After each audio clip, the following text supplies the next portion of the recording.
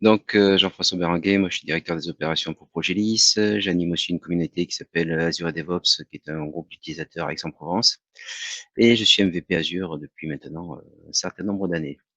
Donc, l'idée de cette session ici, c'est de voir un petit peu comment migrer une application vers le cloud Azure, entre autres en utilisant les outils Microsoft et toute la suite Azure Migrate.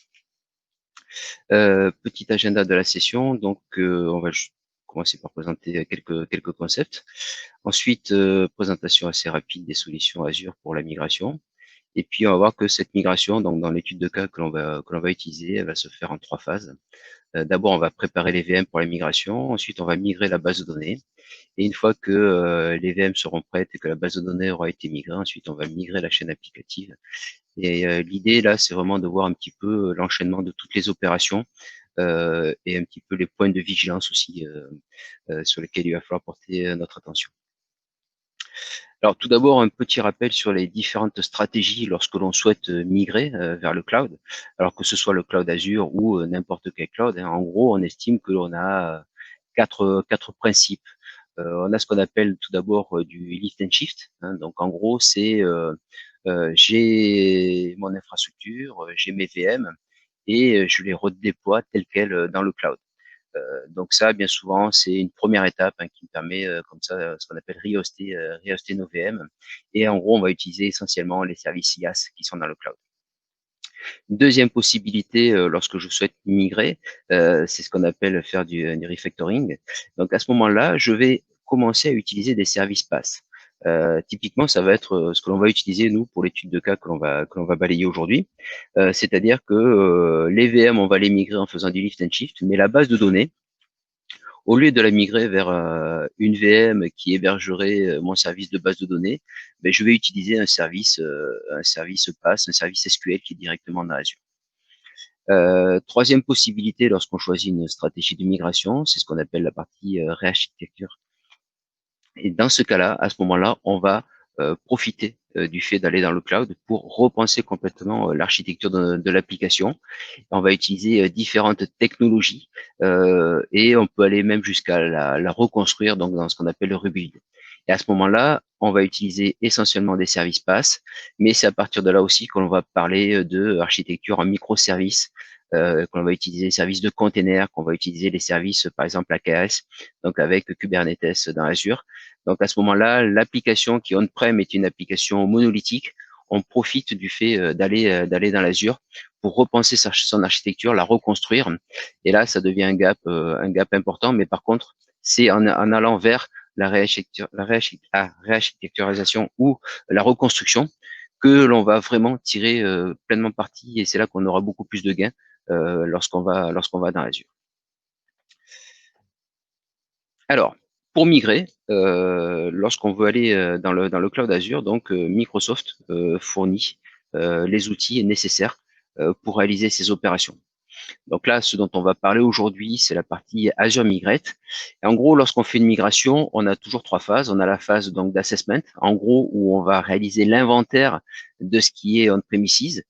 Cet inventaire-là va nous permettre d'identifier ce qui est migrable ou ce qui ne l'est pas, mais aussi éventuellement d'avoir un ordonnancement dans la migration, ainsi que toute la partie préconisation sur les coûts. Ensuite, une fois qu'on a fait cet inventaire-là, on va utiliser des outils pour migrer. Alors, pour migrer online ou offline, ça dépendra un petit peu des outils, des besoins, des contraintes de l'application et des licences que l'on a. Et enfin, une fois que l'on aura terminé la migration, évidemment, là, on aura toute la partie optimisation de ce que l'on a migré. Donc, avec, entre autres, la sécurisation, la mise en place des sauvegardes, le cost management, la supervision.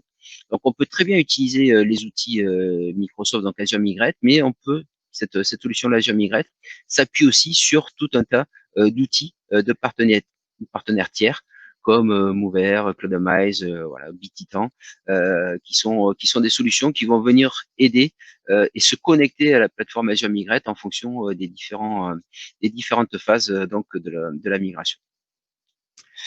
Globalement, comment ça se passe pour migrer des VM? Alors, on va être capable de migrer des VM, qu'elles soient évidemment sur des hosts Hyper-V ou sur des hosts VMware. Globalement, on va venir installer un appliance sur ces hosts-là. On va le configurer. On va démarrer l'inventaire.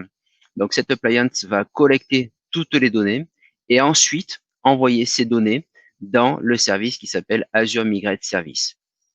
Une fois que les données auront été migrées et qu'elles auront été découvertes, on va pouvoir créer donc l'assessment. Cet assessment-là va nous permettre donc comme je disais tout à l'heure, d'identifier ce qui est migrable ou pas migrable en l'état, de mettre en exergue des éventuelles mesures correctives et surtout voilà, de donner des informations sur le coût estimé à terme une fois que tous les workloads auront été migrés. Concernant la partie base de données, ben, même principe, hein, on a ce qu'on appelle le Data Migration Assistant qui va nous permettre de faire l'inventaire de notre base de données on-premises. Et ensuite, on va utiliser un service Azure qui s'appelle Azure Database Migration, qui va nous permettre donc de migrer notre base de données. Alors, comme on verra dans l'étude de cas que l'on va dérouler, la migration, on va la faire en 2 temps. D'abord, on va migrer le schéma de la base de données, et ensuite on va migrer les données.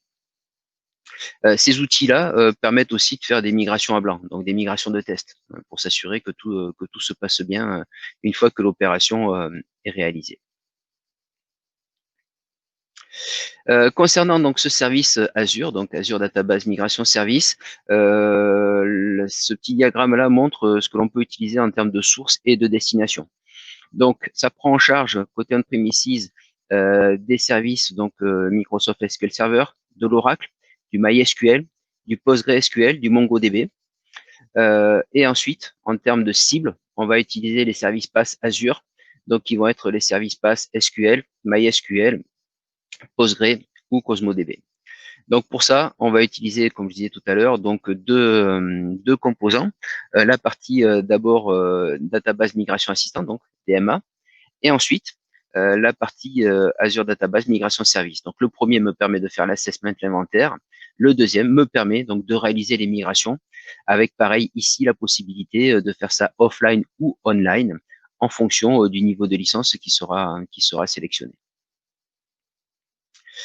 Alors, si vous souhaitez dérouler un petit peu tout ça, vous avez donc un lab qui est disponible sur GitHub. Donc il suffit d'aller sur les GitHub Microsoft qui s'appelle MCW, donc M majuscule, C majuscule, W majuscule. C'est tout un tas de workshops qui sont disponibles donc sur le GitHub de Microsoft et celui-là donc nous permet de travailler sur le lab application migration. Comment est structuré ce lab? En gros, on a une chaîne applicative qui s'appuie sur 4 VM. Donc ici, j'ai 3 VM, j'en ai une Linux et j'ai 2 VM Windows. Et puis j'ai une 4e VM qui contient ma base de données. L'idée, c'est de migrer tout ça vers donc 3 VM. Hein, donc les VM, je les migre à l'identique. Donc là, je fais du lift and shift. Par contre, pour la base de données, je vais utiliser le service PaaS qui est directement dans Azure. Voilà, donc n'hésitez pas à ensuite venir dérouler ce lab ici sur le GitHub. Ça prend à peu près 5 heures.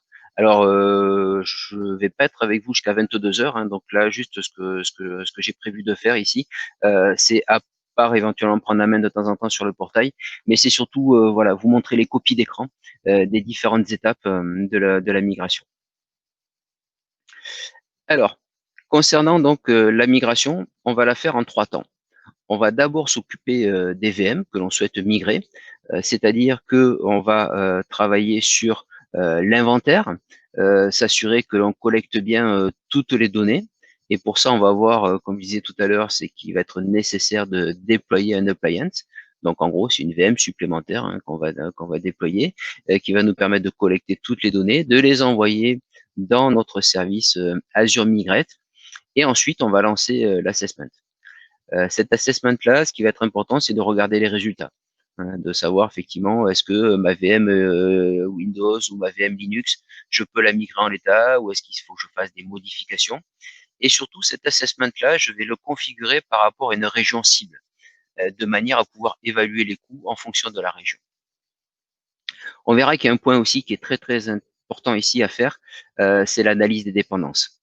Migrer une chaîne applicative, si on n'a pas fait une cartographie de la chaîne applicative en amont, et surtout si cette cartographie-là n'est pas à jour, eh bien on risque d'oublier un composant. Donc il est très très important de s'assurer que je vais migrer l'intégralité de ma chaîne applicative avec toutes les dépendances requises. Il se peut par exemple que mon application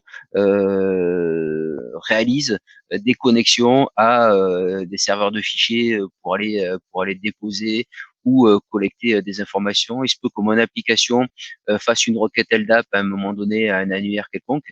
Donc si j'ai pas fait ici vraiment mon analyse des dépendances, ce qui risque de se passer, c'est que je vais migrer tout ça, mais l'application ne fonctionnera pas parce qu'il va manquer un bout. Donc très important ici de réaliser cette partie analyse des dépendances. Alors nous, on va la réaliser avec les outils qui sont fournis par Azure. Ceci dit, après, vous pouvez utiliser les outils de votre choix si vous en avez déjà. Donc la première chose à faire lorsque l'on veut faire sa migration dans Azure, ça va être de créer son projet de migration. Et pour ça, on va utiliser donc le service Azure Migrate. Donc le service Azure Migrate, hein, c'est je vais dans mon portail Azure et je démarre donc le service Azure Migrate et je vais le configurer. Donc pour le configurer, les premières informations à donner, elles sont assez simples, hein. La souscription sur laquelle je veux travailler, le ressource groupe que je vais utiliser, le nom que je vais donner à mon projet de migration et ici la partie géographique. Alors on va y revenir sur cette partie géographique puisque finalement elle va être très importante. Quand on va choisir une région, il est important de conserver cette région-là tout le long du process de migration. Sinon, à un moment donné, dans votre process de migration, il y a des choses qui ne vont plus fonctionner si vous avez choisi par exemple East-US pour l'assessment, mais que vos VM, vous souhaitez les mettre dans un ressource group qui sera en Western Europe, il va pas retrouver les informations et toute votre migration va s'arrêter là parce que le retour arrière est vraiment très très très très complexe. Donc là ici, premier point de vigilance, bien choisir et bien faire attention lorsqu'on va utiliser ces outils dans tout ce qui est sélection de la géographie et sélection euh, des, euh, des zones dans Azure que l'on va utiliser. Une fois donc que l'on a créé son projet de migration, on va se retrouver avec une interface de ce type. Voilà, en gros, on va travailler essentiellement avec cette interface-là. Donc, vous voyez que cette interface-là va me permettre ici de migrer mes serveurs, de migrer mes bases de données. Et la troisième indication que l'on trouve ici sur la gauche, c'est ce qu'on appelle la data box. Donc ça, la data box, c'est un service que je vais utiliser et qui va me permettre d'utiliser du matériel pour transférer mes données. Imaginez que dans votre migration, vous envisagez de migrer plusieurs terras de données. Faire passer tout ça par les tuyaux, ça peut être très très long. Donc du coup, on a un service dans cette partie Azure Databox où globalement on reçoit du matériel sur site. Alors, on a plusieurs tailles, hein, mais elle est très très très schématiquement comme un disque dur USB, hein. On le plug, on transfère les données dessus, on envoie ça à Microsoft et Microsoft upload les données directement dans les data centers. Donc ça te permet d'aller beaucoup plus vite et surtout d'économiser beaucoup de bandes passantes lorsqu'on va faire cette migration. Donc nous, la première chose que l'on va utiliser ici, c'est la partie serveur. Et la première chose que l'on va faire, hein, c'est ici de lancer la tâche de découverte. Au fur et à mesure qu'on va avancer dans la migration, ces interfaces ici, elles vont venir se compléter et s'alimenter avec toutes les informations que l'on aura rentrées au fur et à mesure.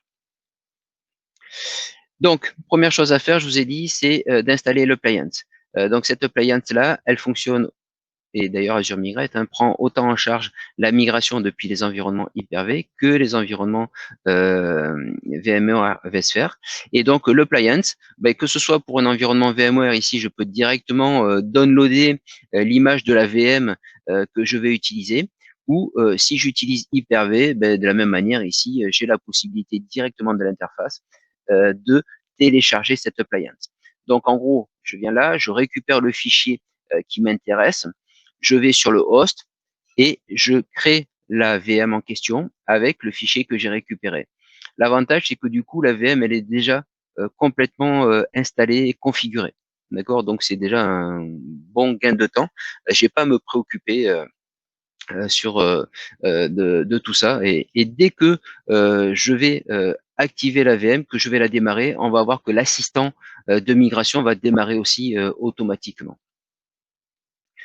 Oui, petite chose importante. Donc là, c'est une copie d'écran de la VM que j'installe sous Hyper-V. Donc je démarre la VM, je m'y connecte donc pour terminer la configuration. Hein, donc je termine la configuration de l'OS. Alors faites attention pour nous qui sommes assez franco-français. Hein, lorsque je suis dans cet environnement ici, le clavier est en QWERTY. Donc ici, le mot de passe que vous allez rentrer pour créer votre VM, il faut bien faire attention, qui va être en QWERTY. Et le mot de passe que vous rentrez ici pour configurer cette appliance, faut absolument vous en rappeler, sinon vous ne pourrez plus utiliser la VM par la suite. Une fois que vous avez configuré donc votre VM sur votre host, ce que je vous ai dit donc c'est qu'elle démarre automatiquement sa configuration et l'assistant se lance de suite. Donc ici vous avez trois copies d'écran de l'assistant. La première chose à faire, ça va être d'enregistrer cette appliance avec Azure Migrate, hein, puisque je rappelle que l'idée c'est que l'appliance collecte toutes les données, toutes les informations et l'envoie vers Azure Migrate. Et donc pour ça, forcément, il faut bien qu'on ait une connexion qui soit établie entre les deux.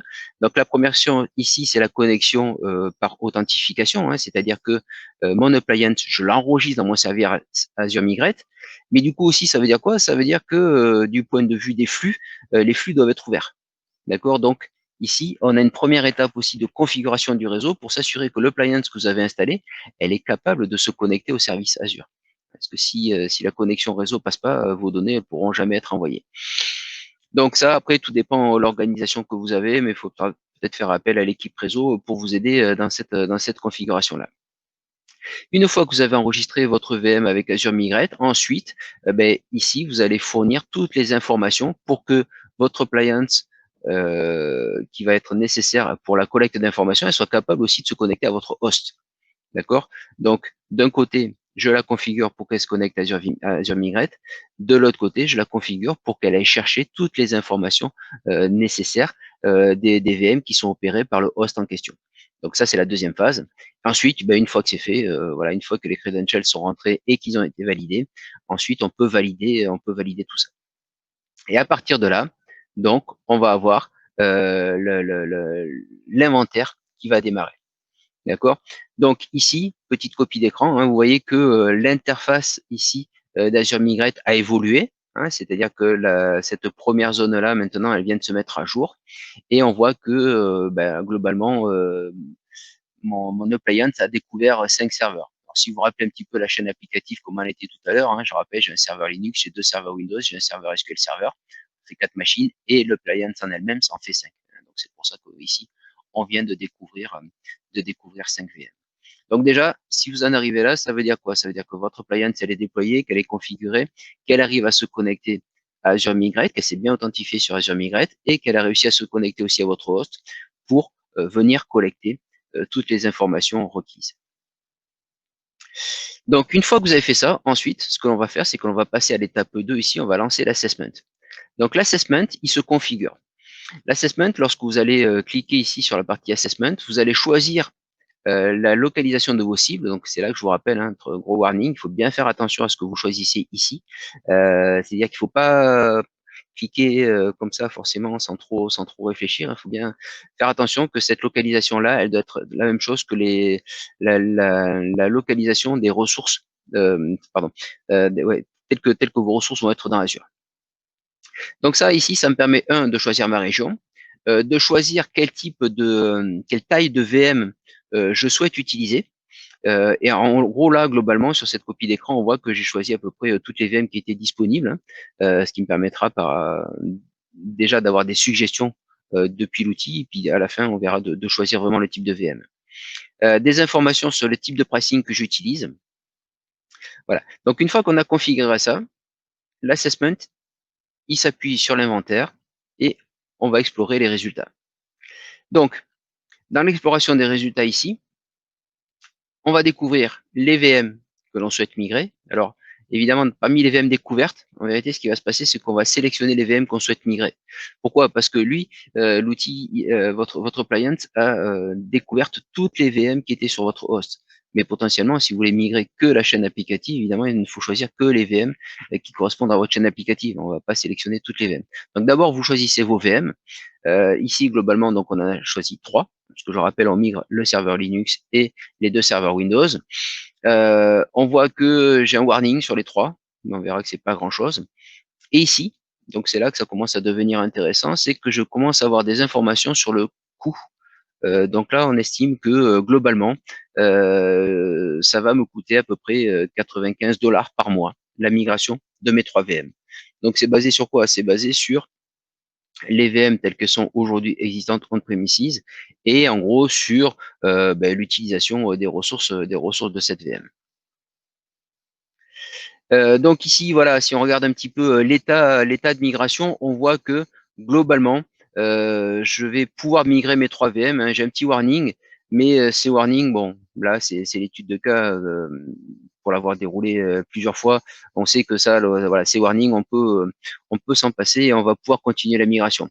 Par contre, si vous, de votre côté, lorsque vous avez votre projet de migration, à partir d'ici, vous commencez à avoir du rouge, notre Ready for Azure, mais là, il va falloir travailler avec les admin système des VM en question et d'essayer d'analyser pourquoi elles ne sont pas migrables. Alors, ça pourrait être une très très vieille version d'operating system, ou ça pourrait être, je sais pas, un certain nombre de configurations, de choses que votre discovery a découvertes sur les VM et qui font qu'en l'état, vous ne pouvez pas les migrer.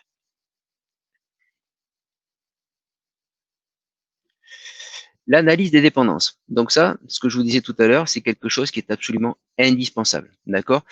C'est-à-dire qu'il est absolument nécessaire d'avoir une cartographie à jour de votre chaîne applicative avant d'envisager sa migration dans le cloud, de manière à être sûr de ne rien oublier au passage dans la migration.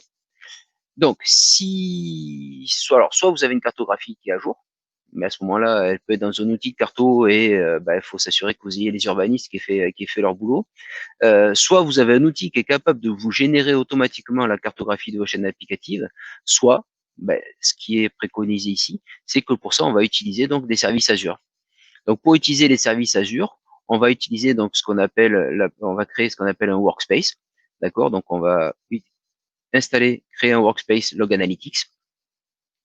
Via cet environnement-là et ce workspace, on va pouvoir récupérer et downloader les agents que l'on va déployer sur les machines Windows et Linux. Ces machines Windows et Linux, donc en gros, hein, c'est le monitor agent. Hein, ces machines Windows et Linux ensuite vont commencer à envoyer les données vers votre workspace Log Analytics. Et via l'analyse des dépendances, donc qui est une feature qui est disponible dans ce workspace, vous allez pouvoir avoir automatiquement la création de la map de votre chaîne applicative. D'accord? Donc là, globalement, qu'est-ce que l'on remarque ici sur cette copie d'écran? On voit que la machine qui est au milieu, qui s'appelle Smart Hotel Web 1, elle communique avec le serveur Ubuntu WAF et elle communique aussi avec une deuxième machine qui s'appelle Smart Hotel Web 2. Donc, en gros, là, mes 3 machines communiquent entre elles. Donc, c'est bon. Si je les migre, j'aurai pas de souci. Par contre, ce que je vois, c'est que ma machine ici, Smart Hotel Web 2, elle communique avec une autre machine sur le port 1433. Alors, évidemment, dans l'étude de cas ici, c'est ma machine SQL. D'accord? Le port 1433 étant le port sur la partie SQL Server. Donc ça me permet d'identifier ici toute l'analyse des dépendances et de me générer cette cartographie. Donc là, voilà, n'hésitez pas à utiliser cet outil-là. Donc ça, on s'appuie sur le monitor agent. On les déploie sur des machines Windows Linux. D'accord? On les configure pour qu'ils aillent envoyer les données vers le workspace Log Analytics que vous avez créé. Et ensuite, lorsque vous revenez sur ce workspace-là, vous utilisez la fonctionnalité d'analyse des dépendances. Donc ça, c'est très pratique pour avoir une configuration et une génération automatiquement de la map de votre chaîne applicative.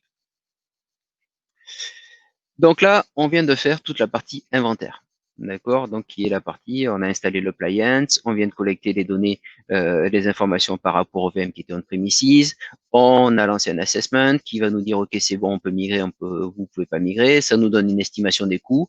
Et ici, j'ai la cartographie de ma chaîne applicative. Donc là, j'ai toutes les informations pour maintenant pouvoir attaquer la migration réellement. Première chose que l'on va ici migrer, c'est notre base de données. Donc, je rappelle ici, on va utiliser donc un service pass, c'est-à-dire que d'un côté on-premises, j'ai mon serveur Windows avec ma base SQL Server dessus qui est installée et je vais la migrer directement dans un service pass SQL qui est sous Azure. Comme tout à l'heure, on va passer par une phase d'inventaire d'assessment et ensuite on va utiliser l'outil de migration. Ceci dit, étant donné que la cible, c'est un service pass SQL, ben, la première chose que j'ai à faire, c'est de créer ce service pass. D'accord? Donc ça, dans la démarche, évidemment, il faut penser à aller créer le service pass. De la même manière qu'on va voir tout à l'heure que lorsque je vais vouloir migrer mes VM, ben, il va falloir que je configure mon environnement cible. C'est-à-dire qu'il va falloir que je configure mon storage account, qu'il va falloir que je configure mes VNet, qu'il va falloir que je configure voilà, tout mon réceptacle dans Azure avant de pouvoir y envoyer les VM. Donc, première chose à faire, on va aller donc créer cet environnement cible. Ensuite, on va utiliser les outils de migration qui sont fournis par Azure. Donc, il y a plusieurs opérations qui sont faites à préalable. Donc, la création donc d'une ressource database migration service. Donc, je l'ai mise en premier ici parce que ça prend un petit peu de temps. Donc, mais tant que vous n'avez pas utilisé DMS, voilà, cette ressource-là, vous pouvez la créer quand vous voulez, mais il faudra la créer avant d'utiliser DMS. Et la partie donc inventaire et assessment que l'on va faire avec DMA. Donc DMA qui est database migration assistant. Alors, je vous ai mis ces liens ici, donc qui seront disponibles aussi. Le premier lien permet d'avoir d'avoir la liste des scénarios supportés. Donc, les scénarios supportés autant en environnement donc source qu'en environnement target et quelle source je peux migrer vers quel target.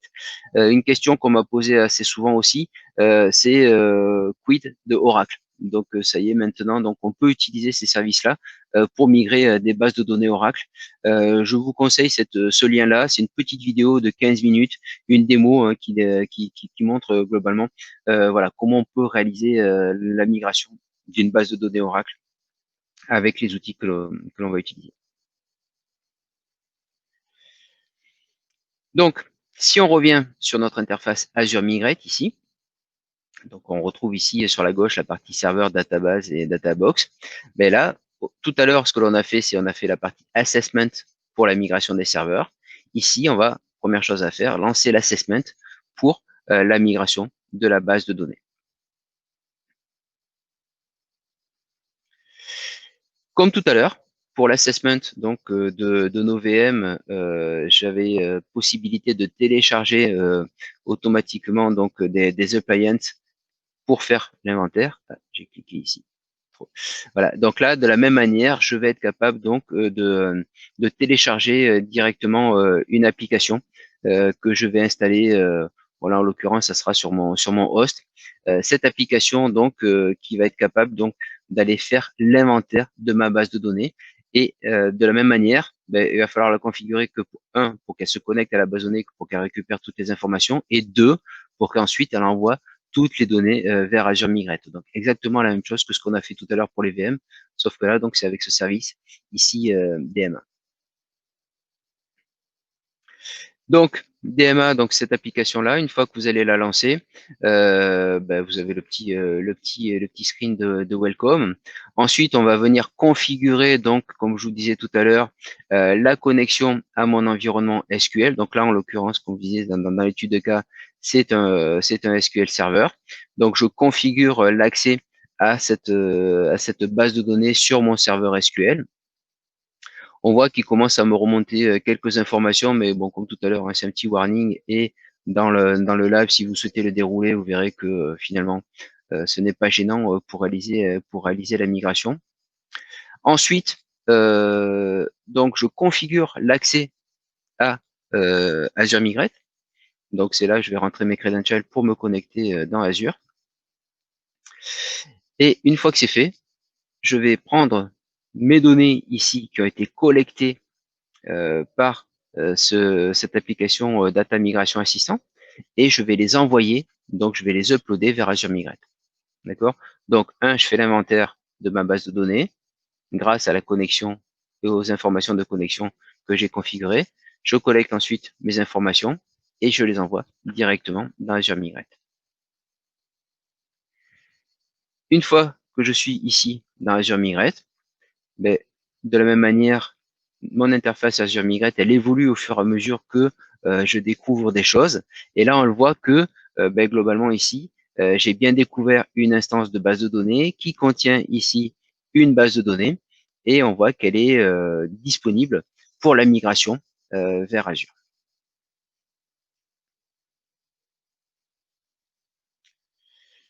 Donc ça, c'était DMA, Database Migration Assistant. Maintenant, ce que je vais faire, c'est que je vais utiliser donc le service pour migrer ma base de données. Donc ici, ce service-là, donc, comme j'en ai déjà parlé, s'appelle donc DMS, Azure Database Migration Service. Donc c'est un service qui s'installe, d'accord, donc qui s'ajoute de la même manière que tous les services. Vous choisissez votre souscription, vous choisissez votre ressource groupe, vous lui donnez un petit nom, vous choisissez la localisation et vous choisissez tout ici en bas la partie licensing. Donc soit vous êtes en standard, soit vous êtes en premium. Et c'est ici, sur cette partie licensing, en fonction de la licence que vous allez utiliser, que vous pourrez faire des migrations online, si vous le souhaitez. Donc, ce service-là, vous le créez. Il va être, ça va prendre à peu près une quinzaine de minutes. Et une fois qu'il va être créé, ensuite, on va pouvoir commencer à le configurer. Donc là, on voit que le service s'est installé correctement. Et une fois qu'il est installé, pour le configurer, on va démarrer ce qu'on appelle donc un nouveau projet de migration. Donc ici, il suffit simplement de cliquer sur New Migration Project. Le projet de migration, comme tout projet, on lui donne un petit nom. Et à partir de là, on va venir créer nos nouvelles activités. Donc ce que je vous avais dit, c'était que tout à l'heure, donc là, nous, la migration, on va la faire en deux temps. On va d'abord migrer le schéma, s'assurer que tout va bien sur le schéma, et ensuite, on va migrer les données. Donc première activité ici, si je clique ici sur New Activité, je vais choisir Schema. Et si ça fonctionne bien, ensuite je vais pouvoir lancer ma deuxième activité qui va être la migration donc de ma base de données. De la même manière ici, donc là je suis sur le service DMS.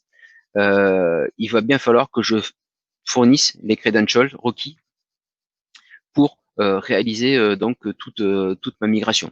Donc d'un côté, je fournis les credentials pour me connecter à ma base de données, et de l'autre côté, je vais fournir les credentials aussi qui vont me permettre, toujours pareil, de pouvoir réaliser ma migration. Donc je rentre ici les informations sur ma base de données, donc c'est une base SQL Server, donc là je rentre les informations avec SA et le password, le type d'authentification que j'utilise, et ici là, ce sont les informations de la cible. C'est-à-dire, je rappelle, hein, c'est qu'avant de pouvoir réaliser la migration, la première étape consistait à me créer la coquille vide qui va accueillir ma base de données. Donc, si vous vous rappelez, hein, j'ai créé la coquille vide de mon service pass.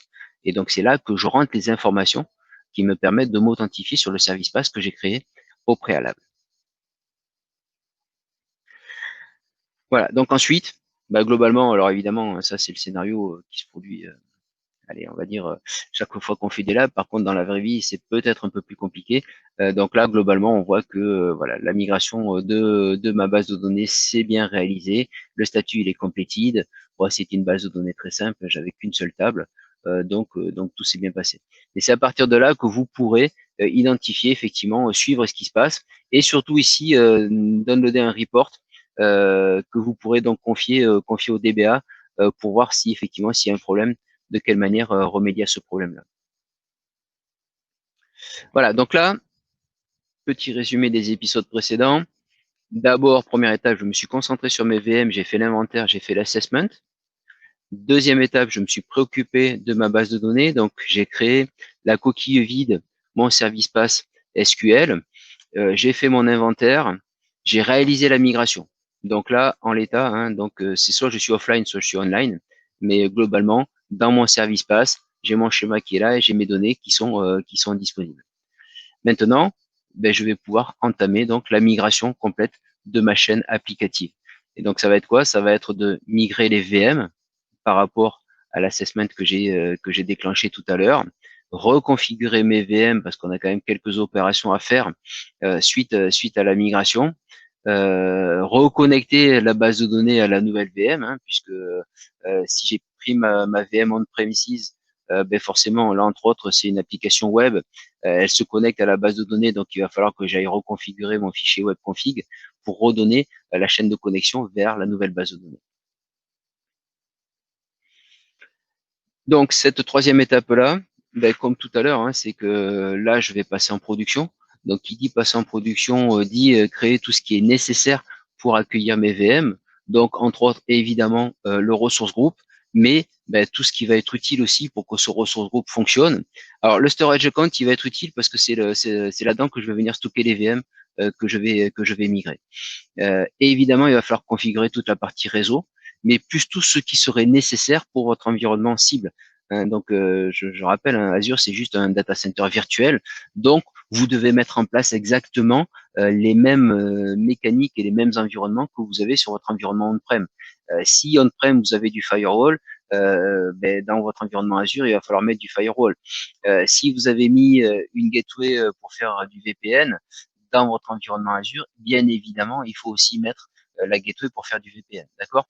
Donc là, ce qu'on appelle préparer l'environnement cible, ben, ça veut dire que, alors soit vous êtes fait appuyer, accompagné par un architecte Azure, ben, vous en avez bien défini tous les composants qui étaient requis, donc on prépare complètement la coquille avant de pouvoir accueillir les VM.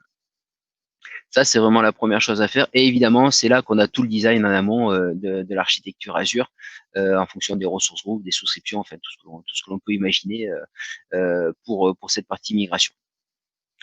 Ensuite, une fois que l'on a fait ça, on va utiliser donc un outil de migration. Et cet outil de migration-là, ben, toujours pareil, hein, il faut qu'entre votre host, donc qu'il soit Hyper-V ou VMware, et votre environnement Azure, il faut bien que la communication passe. Donc, il faut que la communication passe de deux choses. Il faut que le réseau, évidemment, que tous les tuyaux soient ouverts, que tous les flux passent. Donc ça, quand vous aurez, si vous allez dans la documentation d'Azure Migrate, vous aurez tous les prérequis en termes de flux nécessaires pour le réseau. Mais aussi, ben, de la même manière, il faut que votre host il soit enregistré auprès de votre service Azure Migrate pour pouvoir réaliser les opérations de migration. La troisième étape, c'est la réplication. Alors en définitive, ce service Azure Migrate, il s'appuie sur la partie, le service recovery d'Azure. C'est-à-dire que vos VM, dans un premier temps, elles sont juste répliquées et synchronisées. D'accord? Donc la première chose que l'on va faire, c'est que l'on va activer la réplication et attendre que cette réplication-là se termine. À partir de là, vous avez vos VM qui sont toujours actives on-premises. Elles sont répliquées dans Azure. D'accord? Par contre, dans Azure, elles ne sont toujours pas actives.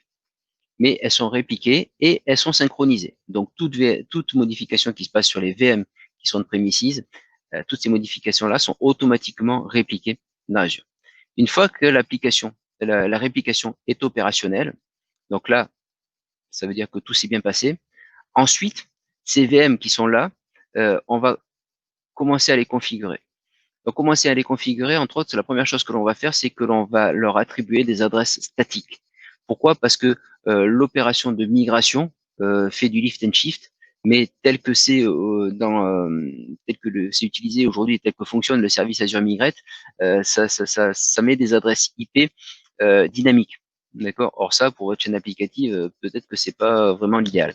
Donc, une des premières choses à faire, ça va être voilà, de configurer vos réplicas qui sont dans Azure et d'aller leur mettre des adresses IP statiques. Une fois que ça c'est fait, ça veut dire que vos réplicas, ils sont capables de fonctionner et surtout de discuter entre eux et de s'appuyer sur toute l'infrastructure que vous avez prévue, entre autres vos virtual networks. Alors à ce moment-là, on peut migrer les serveurs. D'accord? Donc là, en gros, globalement, ça veut dire quoi? Ça veut dire que je réalise les dernières opérations de synchronisation de migration et du coup, ce sont les serveurs qui sont dans Azure qui deviennent les serveurs maîtres. Une fois que ça c'est fait, ben là, il faut que je termine la configuration à mon application. Et en gros, globalement, ben, comme je disais tout à l'heure, hein, c'est que j'utilise maintenant un service PaaS qui est dans Azure. J'ai une des VM que j'ai migré en mode lift and shift qui a dans ce web config qui a la chaîne de connexion. Et cette chaîne de connexion, c'est pour l'ancienne base de données. Donc là, il faut que je vienne configurer voilà, cette connexion-là. Et ensuite, ben là, globalement, mon application, elle fonctionne. Par contre, normalement, personne ne peut y accéder. Donc, la dernière étape à faire, c'est configurer à minima une adresse IP publique pour accéder au service. Si votre chaîne applicative elle est plus complexe, ça peut être un load balancer, ça peut être ainsi de suite, mais il va falloir configurer donc l'accès depuis l'extérieur, si c'est une application publique, ou depuis l'intérieur, pour que du coup des utilisateurs puissent se servir de votre application. Donc, comment ça se passe ça en image? Donc, toujours pareil, on est ici sur notre interface, dans notre portail Azure, dans notre interface Azure Migrate. Elle évolue au fur et à mesure. Et là, je vais utiliser donc l'outil de migration. Ah oui, alors petite chose que j'avais pas précisé, c'est que là, dans l'environnement que j'ai configuré, j'ai utilisé les outils de migration Microsoft. Donc la partie Microsoft Azure Migrate Server Assessment et la partie Microsoft Azure Migrate Server Migration. Juste pour mémoire, hein, on a des solutions tierces et des éditeurs qui fournissent des solutions qui viennent se plugger là-dessus. Donc, qui sont des solutions pour la partie assessment et des solutions pour la partie migration. Ces solutions-là, un BitTitan ou autre, ou un Cloudamize par exemple, vont vous apporter beaucoup plus de fonctionnalités que les services standards. Entre autres, ça va être beaucoup plus fin dans l'analyse des coûts, dans l'analyse des dépendances, ainsi de suite. Voilà. Mais du coup, ce sont des solutions tierces qui sont forcément soumises à licence. Donc là, j'utilise l'outil de migration, donc la partie serveur migration. Il me demande donc si je veux migrer mes machines. Donc là, bon, je suis sur un environnement Hyper-V, mais si j'étais sur du VMware, je clique ici sur la zone et ça me permet d'aller configurer d'aller récupérer les informations pour mon environnement VMware. Là, ce que je vais faire, c'est que je vais aller, comme je disais tout à l'heure, je vais aller enregistrer mon host pour qu'il aille communiquer avec Azure et pour qu'il puisse, en gros, là, je vais configurer la partie, vous voyez derrière, ça s'appelle toujours Azure Site Recovery, hein, puisque je m'appuie en définitive sur les services ASR qui sont toujours en dessous de cette plateforme Azure Migrate. Sauf que ce service-là, pour le configurer, il va falloir que je sécurise tout ça et donc pour tout ça, je m'appuie sur des clés et entre autres, bon, la clé comme les VM tout à l'heure, mais tout est disponible en téléchargement et de manière que ce soit automatiquement configuré pour que vous n'ayez pas grand-chose à faire ici. Donc, ça, c'est mon outil de migration ici que je vais lancer. Donc là, il est sur mon environnement. Il a été configuré, il est bien enregistré auprès de mon service Azure Migrate via ici le clic sur le bouton Register. Et ce que je vais faire ensuite, c'est que je vais pouvoir donc finaliser mon enregistrement et surtout commencer à lancer la réplication. Et juste avant ça, ici, il me dit OK, est-ce que vous voulez migrer donc vos VM? Je dis bah là oui, je migre avec un environnement Hyper-V, mais est-ce que vous souhaitez utiliser un assessment que vous avez configuré au préalable?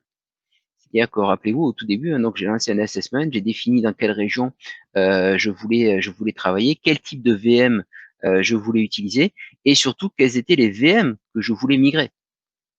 Donc je rappelle que dans l'assessment au tout début, j'ai sélectionné les 3 VM que je voulais migrer. Puisque mon host, il peut en avoir une quinzaine, une vingtaine, voire beaucoup plus. Donc là, je fais référence à l'assessment que j'ai configuré au tout début. Donc il me retrouve bien mes 3 VM. Donc ça, c'est la bonne nouvelle. Et à partir de là, donc, je vais pouvoir choisir la taille de mes VM. Donc là, bon, en l'occurrence, c'est du standard F2. Et ensuite, à partir de là, je vais pouvoir donc démarrer la réplication. Donc, lorsqu'on va démarrer la réplication, on va attendre ici que le status il passe dans un statut comme quoi tout va bien. Une fois que les VM sont répliquées, voilà, ici dans le statut, elles apparaissent comme protected. D'accord. Donc ça veut dire que j'ai mes VM qui sont toujours en premises, qu'elles ont été répliquées dans mon environnement Azure et qu'elles sont opérationnelles. Donc ça veut dire que la partie Site Recovery, elle est effective et donc j'ai bien la réplication qui se fait entre mes VM.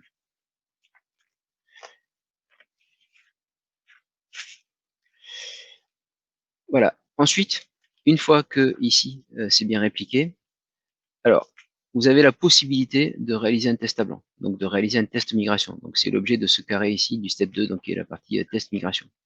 Et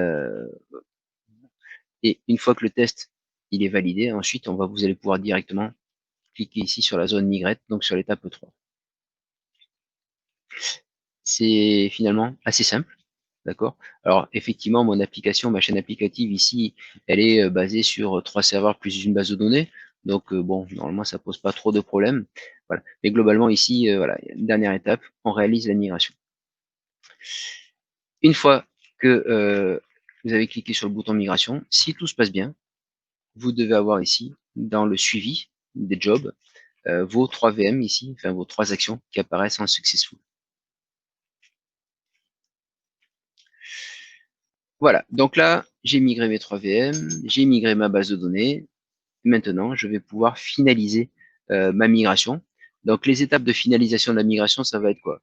Ça va être par rapport à l'étude de cas que l'on avait, donc comme vous disiez, reconfigurer la chaîne de connexion à la base de données pour qu'ensuite, maintenant, ça aille s'appuyer sur mon nouveau service pass, configurer l'accès à l'application. Donc, soit c'est une application publique, auquel cas, ben, il faut bien que je configure le point de connexion public à cette chaîne applicative.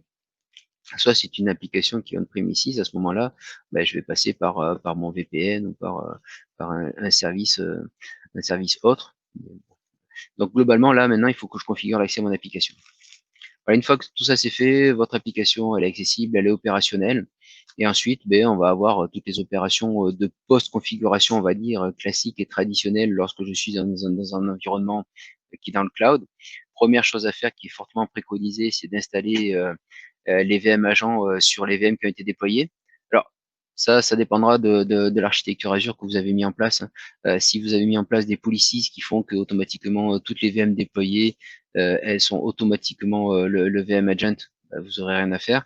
Soit il faut penser à le faire. De toute façon, c'est absolument indispensable de le faire. Donc là, tout dépendra après comment vous avez configuré ça au niveau de vos policies.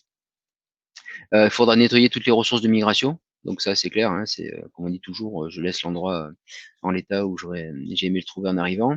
Ensuite, on va configurer toute la partie sauvegarde, éventuellement encrypter les disques, sécuriser les réseaux, mettre en place le airbag et les Azure Policies, et puis suivre toutes les recommandations, les bonnes pratiques qui seront en provenance soit de la partie Azure Advisor, soit du Security Center.